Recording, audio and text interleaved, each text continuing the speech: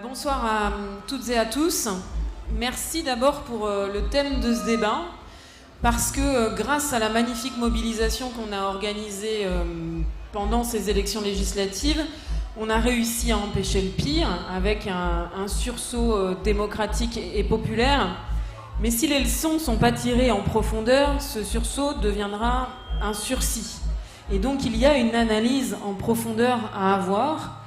La CGT tire la sonnette d'alarme depuis des années, mais on se sent très seul sur ces questions d'extrême droite. Donc je me félicite que le sujet soit pris à bras-le-corps. Pour ce qui nous concerne, on a d'ailleurs consacré une journée de notre comité confédéral national, donc le CCN, l'instance de direction de la CGT avec toutes les fédérations et toutes les unions départementales, fin août, à cette question-là. Et nous avons décidé de mettre la question de l'extrême droite au centre de notre stratégie syndicale, parce que c'est un danger existentiel pour le pays, évidemment, mais aussi pour nous, pour notre syndicalisme de lutte de classe.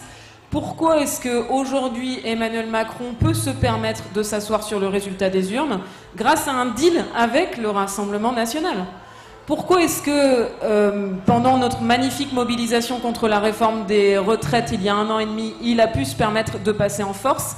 Parce qu'il savait que s'il y avait une motion de censure, s'il y avait une dissolution, il y avait une tripartition de la vie politique et qu'il n'y avait pas d'alternative, puisqu'il y avait une partie des voix qui irait au Rassemblement national. Pourquoi est-ce que nous avons été en difficulté pour élargir la grève pendant la mobilisation contre la réforme des retraites?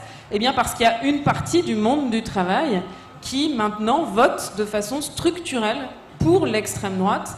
Et donc quand, comme la CGT, on porte un syndicalisme lutte des classes, donc qui vise à unir la classe du travail contre la classe du capital, évidemment que cette question de l'extrême droite, c'est le premier adversaire, le premier ennemi. Et donc il faut travailler sur cette question.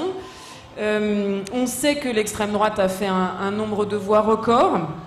On sait que malgré la participation record qui a été celle des législatives, il y a 50% des ouvriers qui, au deuxième tour des élections législatives, se sont abstenus, 42% des employés.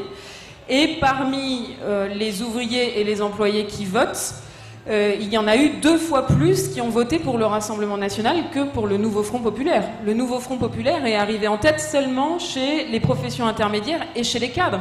On ne peut pas se résoudre à ce que une partie conséquente du monde du travail et la majorité des catégories populaires votent pour l'extrême droite. C'est plus possible que la gauche abandonne le monde du travail et les catégories populaires à l'abstention ou à l'extrême droite.